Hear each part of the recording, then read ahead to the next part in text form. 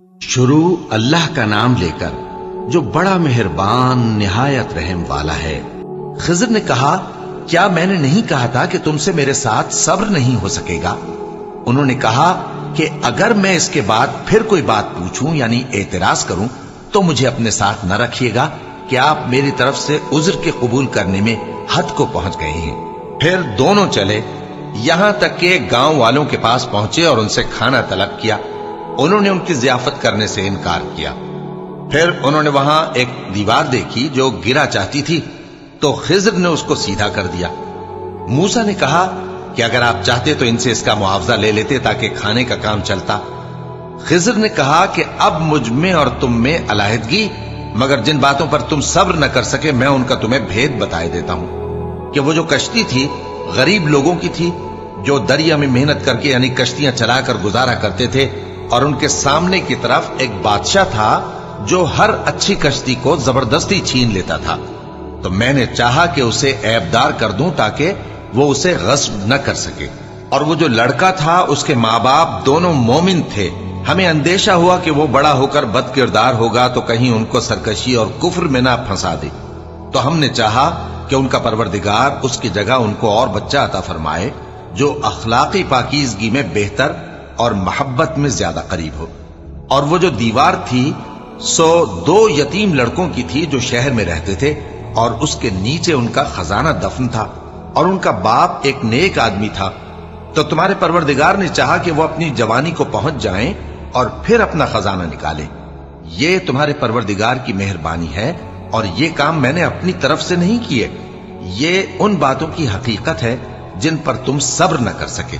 और तुमसे जुल्करनैन के बारे में दरियाफ्त करते हैं, कह दो कि मैं उसका किसी कदर हाल तुम्हें पढ़कर सुनाता हूं। हमने उसको जमीन में बड़ा इक्तिदार दिया था और हर तरह का सामान उसको अता किया था। तो उसने एक सफर का सामान किया, यहां तक कि जब सूरज के गुरूब होने की जगह पहुंचा तो उसे ऐसा पाया कि एक कीचड़ वाले चश्मे में डूब रहा है, और उस चश्मे के पास एक कौम देखी। हमने कहा, जुल्करनैन तुम इनको खा तकलीफ दो खा इनके बारे में भलाई इख्तियार करो, दोनों बातों की तुमको कुदरत है। जुल्करनैन ने कहा कि जो कुफ्र व बदकिरदारी से जुल्म करेगा उसे हम सजा देंगे। फिर वो अपने परवरदिगार की तरफ लौटाया जाएगा तो वो भी उसे बड़ा अजाब देगा, और जो ईमान लाएगा और अमल नेक करेगा उसके लिए बहुत अच्छा बदला है, और हम अपने मुआमले में उससे नर्म बात कहेंगे। फिर उसने एक और सामान्य सफर किया, यहां तक कि सूरज के तुलू होने के मकाम पर पहुंचा तो देखा कि वो ऐसे लोगों पर तुलू होता है जिनके लिए हमने धूप से बचाव की कोई ओट नहीं बनाई थी। हकीकत यूं ही थी, और जो कुछ उसके पास था हमको सबकी खबर थी। फिर उसने एक और सफर का सामान किया, यहां तक कि 2 ऊंचे सीधे पहाड़ों के दरमियान पहुंचा तो देखा कि उनके उस तरफ कुछ लोग हैं कि बात को समझ नहीं सकते। उन लोगों ने कहा कि ऐ जुल्करनैन, याजूज और माजूज इस इलाके में फसाद करते रहते हैं, भला हम आपके लिए खर्च का इंतजाम कर दें कि आप हमारे और उनके दरमियान एक दीवार खींच दें। जुल्करनैन ने कहा कि खर्च का जो मकदूर अल्लाह ने मुझे बख्शा है वो बहुत अच्छा है। तुम मुझे कुव्वत बाजू से मदद दो, मैं तुम्हारे और उनके दरमियान एक मजबूत रुकावट बना दूंगा। तुम लोहे के बड़े बड़े तख्ते मेरे पास लाओ। चुनाचे काम जारी कर दिया गया, यहां तक कि जब उसने दोनों पहाड़ों के दरमियान का हिस्सा बराबर कर दिया और कहा कि अब इसे धोको, यहां तक कि जब उसको धोक धोक कर आग कर दिया तो कहा कि अब मेरे पास तांबा लाओ कि उस पर पिघला कर डाल दूं। फिर उनमें यह कुदरत न रही कि उस पर चढ़ सकें, और न ये ताकत रही कि उसमें नक्ब लगा सकें। बोला कि ये मेरे परवरदिगार की मेहरबानी है। फिर जब मेरे परवरदिगार का वादा आ पहुंचेगा तो उसको ढाकर हमवार कर देगा, और मेरे परवरदिगार का वादा सच्चा है। उस रोज हम उनको छोड़ देंगे कि रूए जमीन पर फैलकर एक दूसरे में घुस जाएंगे, और सूर फूंका जाएगा तो हम सबको जमा कर लेंगे, और उस रोज हम जहन्नम को काफिरों के सामने लाएंगे जिनकी आंखें मेरी याद से पर्दे में थीं और वह सुनने की ताकत नहीं रखते थे। अब क्या काफिर ये ख्याल करते हैं कि वो मेरे बंदों को मेरे सिवा अपना कारसाज बनाएंगे तो मैं खफा नहीं होऊंगा?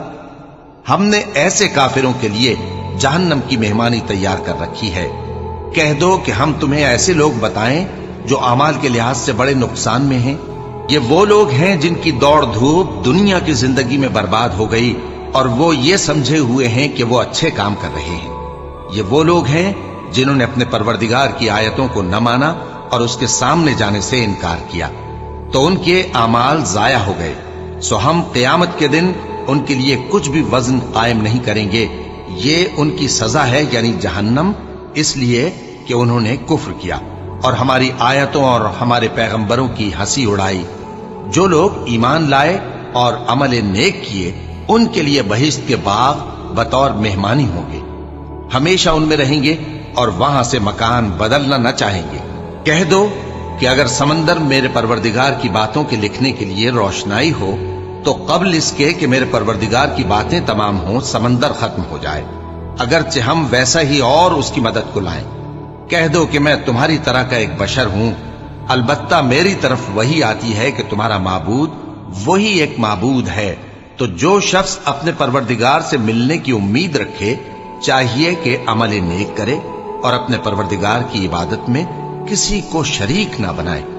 شروع اللہ کا نام لے کر جو بڑا مہربان نہایت رحم والا ہے۔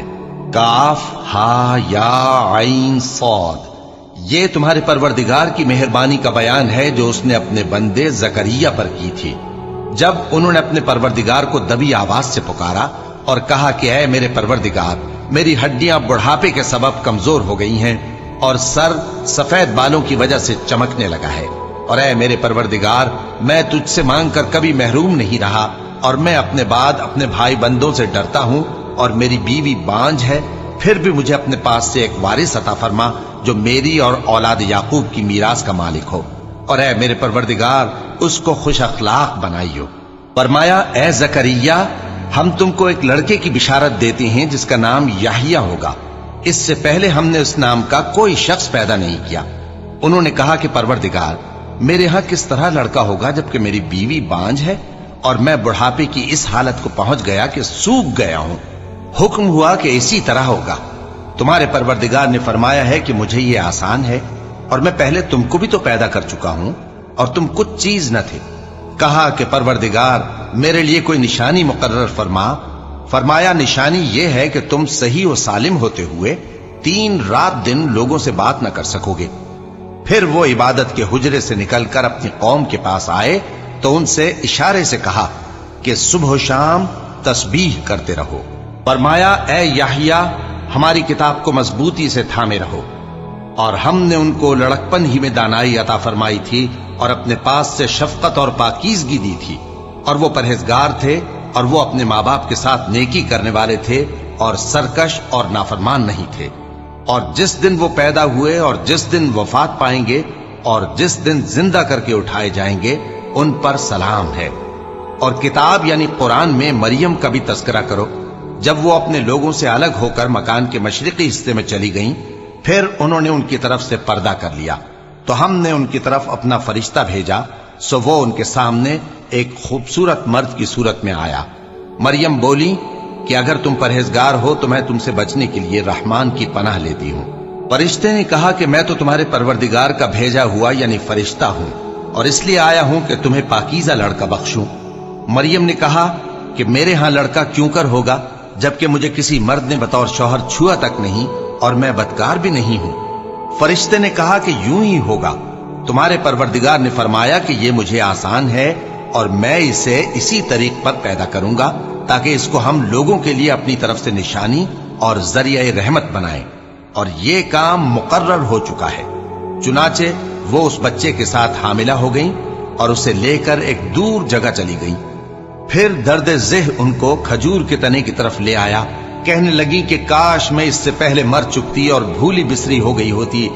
تب ان کے ٹیلے کے نیچے کی جانب سے فرشتے نے ان کو آواز دی کہ غمناک نہ ہو، تمہارے پروردگار نے تمہارے نیچے ایک چشمہ پیدا کر دیا ہے، اور کھجور کے تنے کو پکڑ کر اپنی طرف ہلاؤ، وہ تم پر تازہ عمدہ کھجوریں گرائے گا، تو کھاؤ اور پیو اور آنکھیں ٹھنڈی کرو۔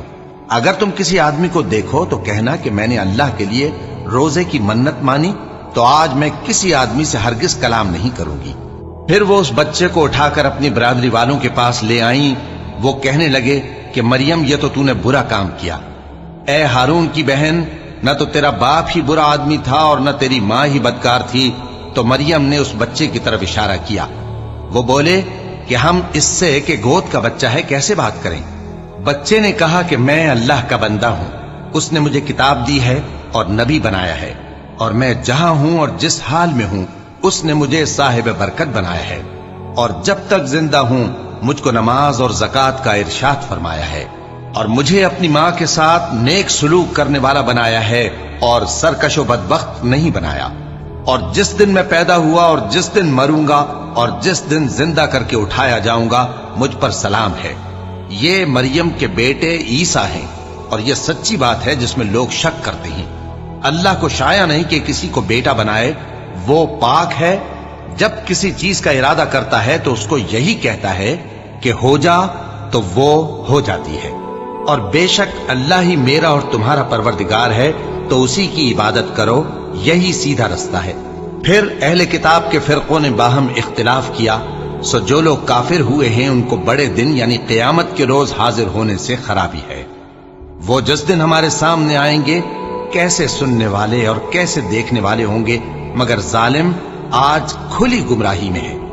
اور ان کو حسرت و افسوس کے دن سے ڈرا دو جب بات فیصل کر دی جائے گی اور وہ غفلت میں پڑے ہوئے ہیں اور ایمان نہیں لاتے۔ ہم ہی زمین کے اور جو لوگ اس پر بستے ہیں ان کے وارث ہوں گے، اور ہماری ہی طرف ان کو لوٹنا ہوگا۔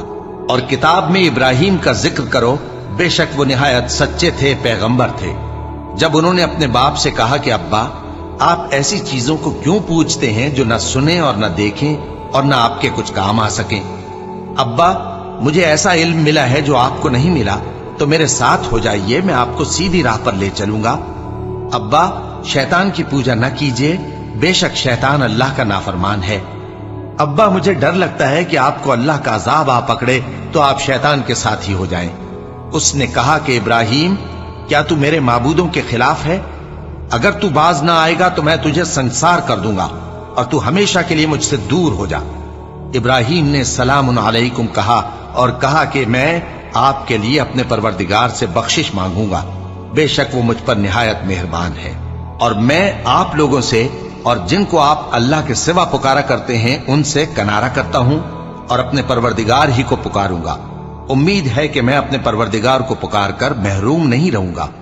اور جب ابراہیم ان لوگوں سے اور جن کی وہ اللہ کے سوا پرستش کرتے تھے الگ ہو گئے تو ہم نے ان کو اسحاق اور اسحاق کو یعقوب بخشے اور ہر ایک کو پیغمبر بنایا، اور ہم نے ان کو اپنی رحمت سے بہت سی چیزیں عنایت کی اور ان کا ذکر جمیل بلند کیا۔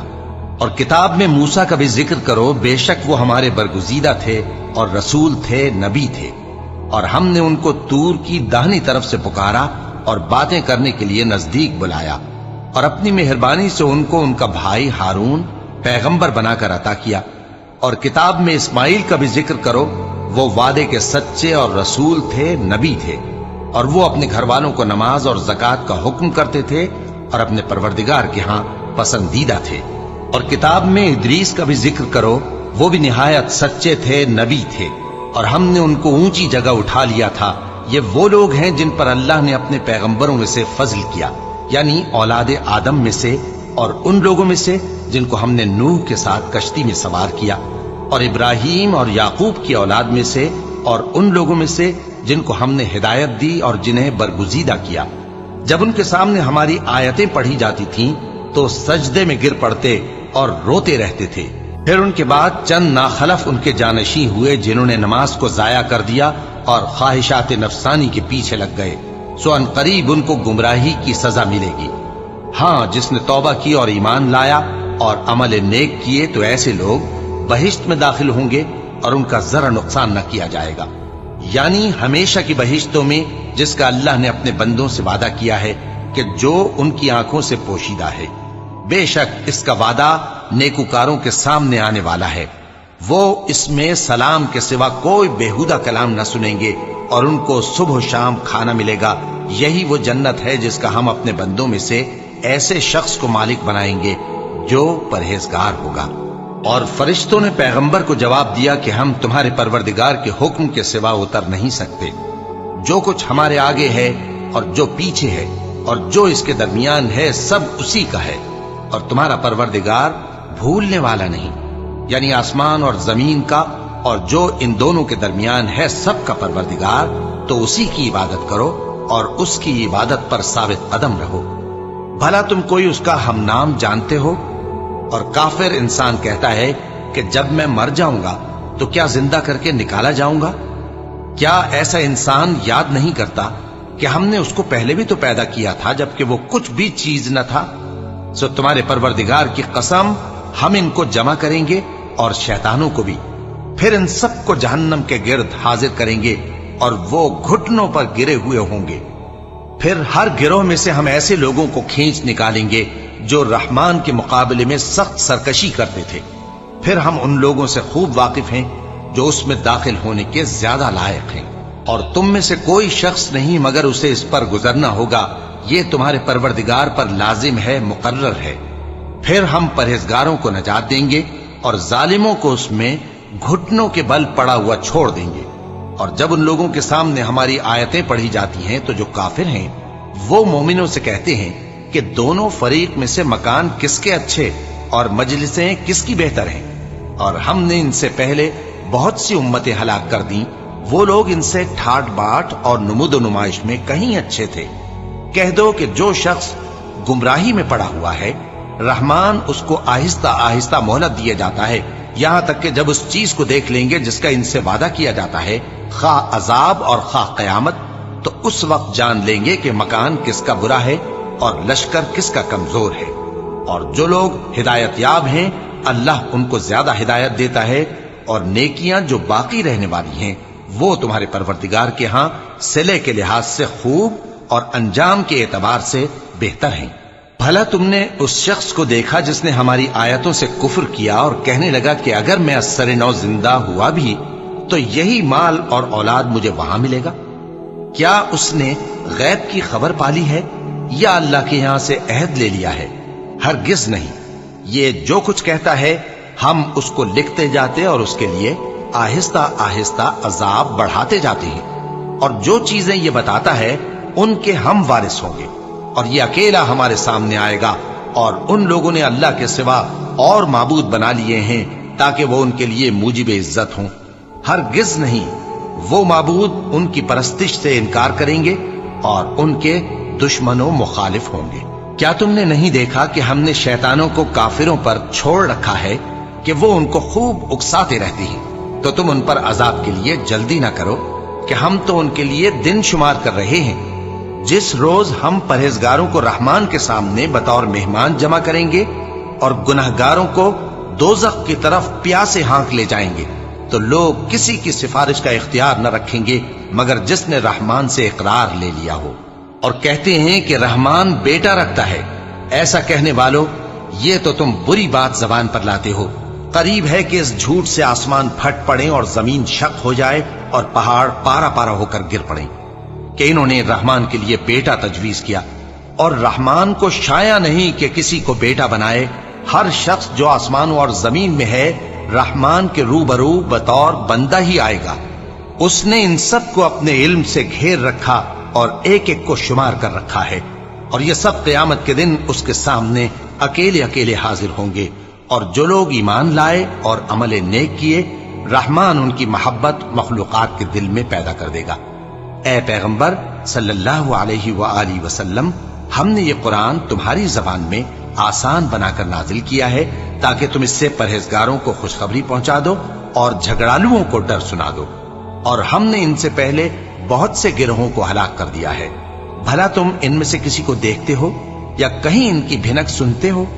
شروع اللہ کا نام لے کر جو بڑا مہربان نہایت رحم والا ہے۔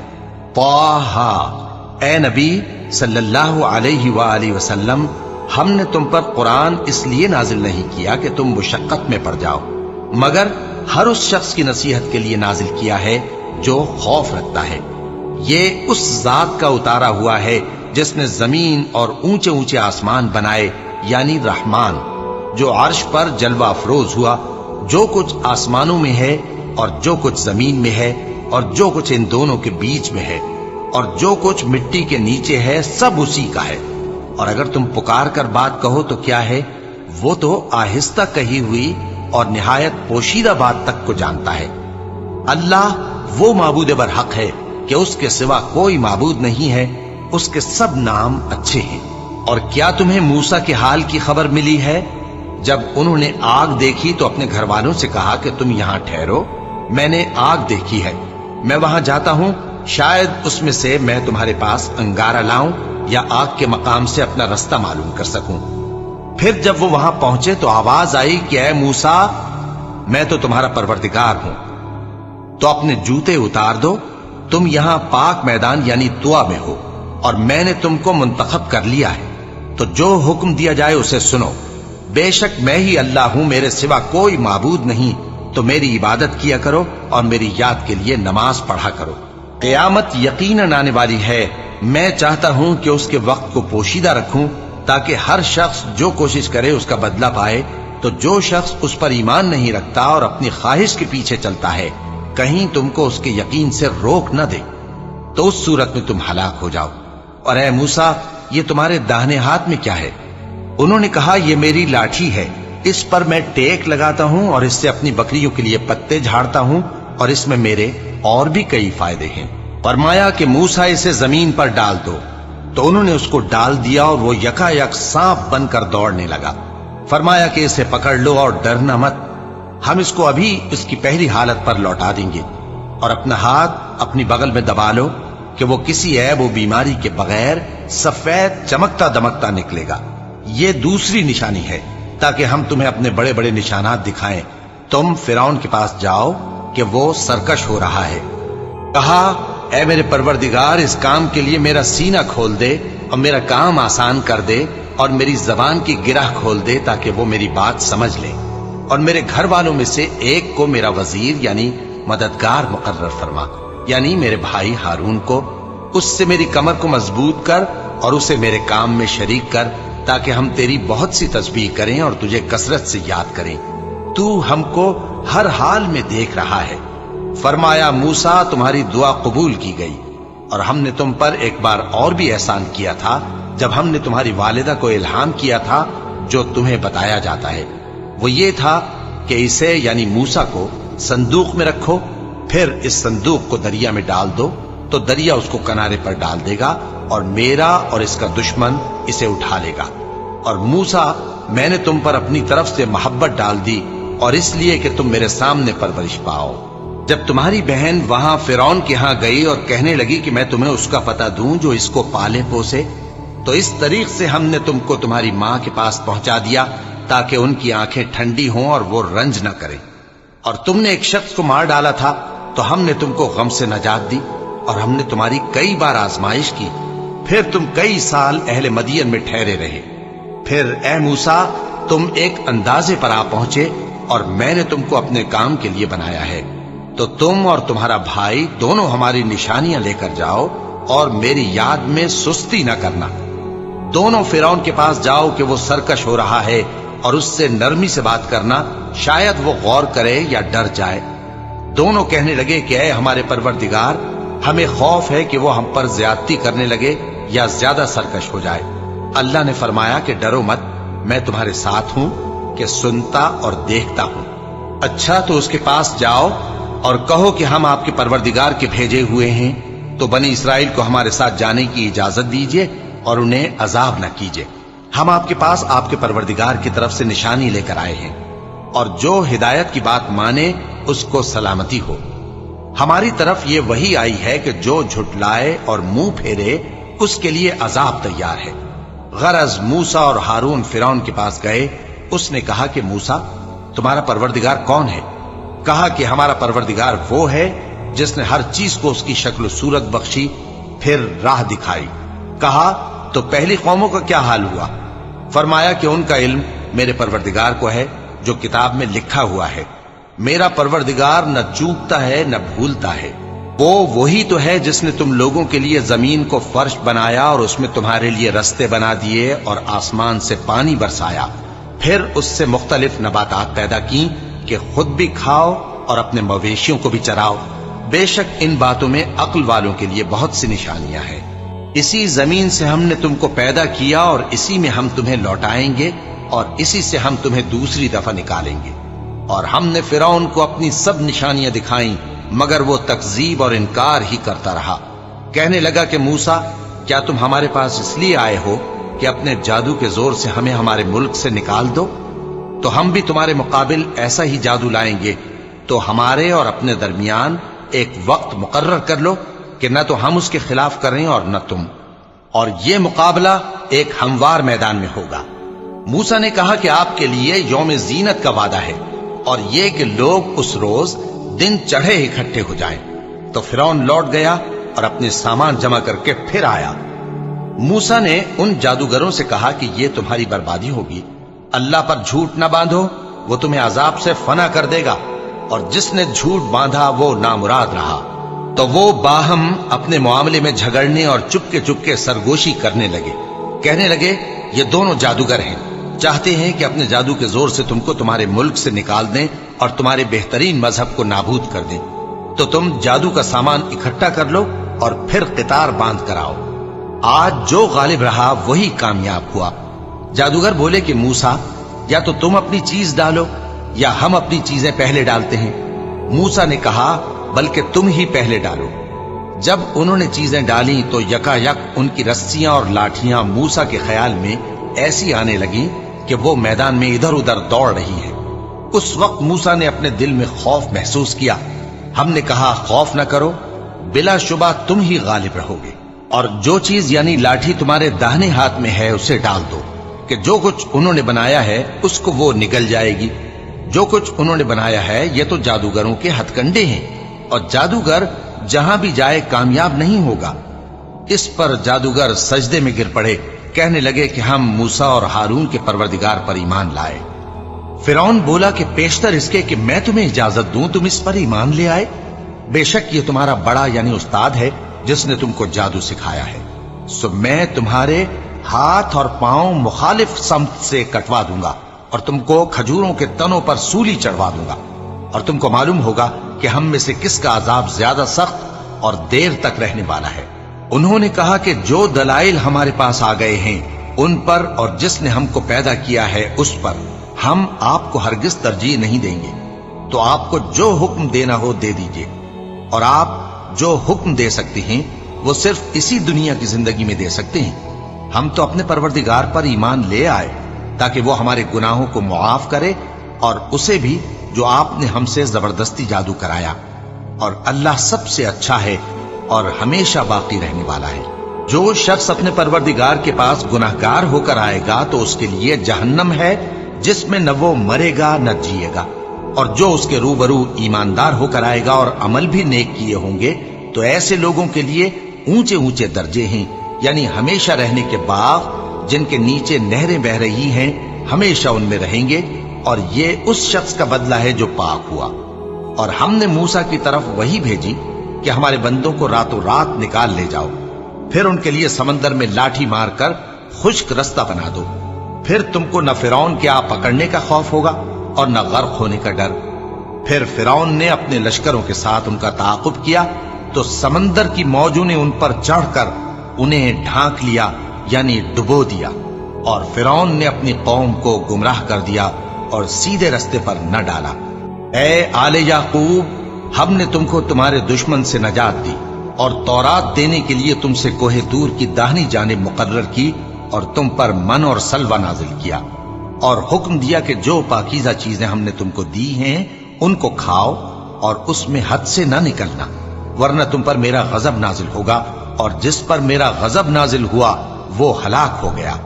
اور جو توبہ کرے اور ایمان لائے اور عمل نیک کرے پھر سیدھے رستے چلے اس کو میں بخش دینے والا ہوں۔ اور اے موسیٰ، تم نے اپنی قوم سے آگے چلے آنے میں کیوں جلدی کی؟ کہا وہ میرے پیچھے آ رہے ہیں۔ اور اے میرے پروردگار، میں نے تیری طرف آنے کی جلدی اس لیے کی کہ تو خوش ہو جائے۔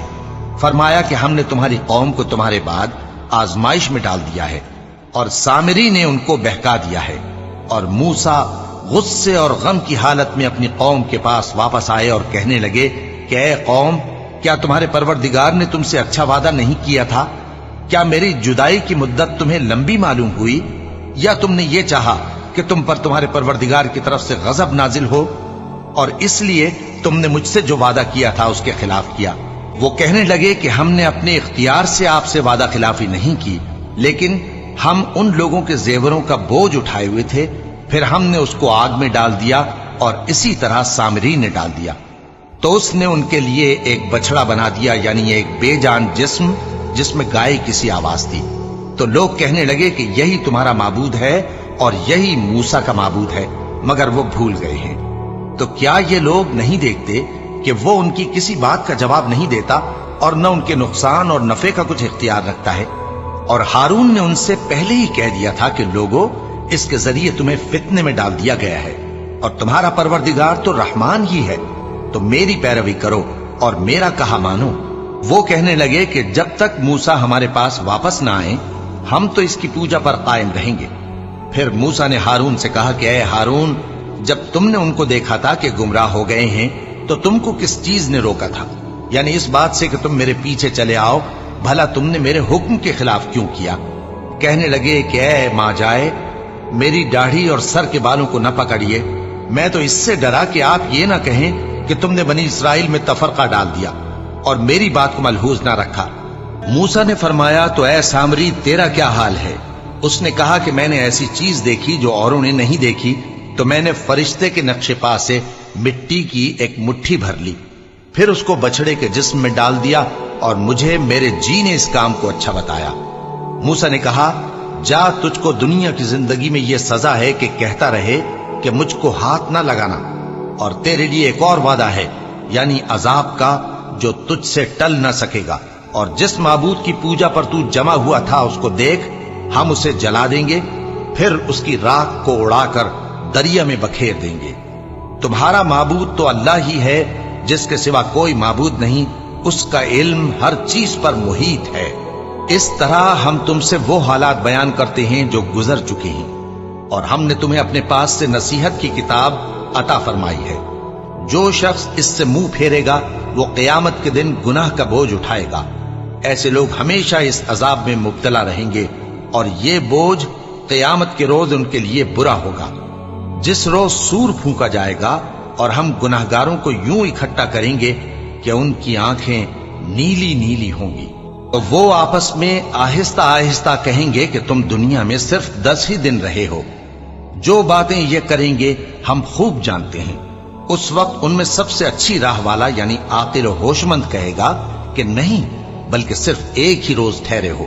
اور اے نبی صلی اللہ علیہ وآلہ وسلم، لوگ تم سے پہاڑوں کے بارے میں دریافت کرتے ہیں، کہہ دو کہ میرا رب ان کو راکھ بنا کر بکھیر دے گا، پھر زمین کو ہموار میدان کر چھوڑے گا جس میں تم کوئی نشیب و فراز نہ دیکھو گے۔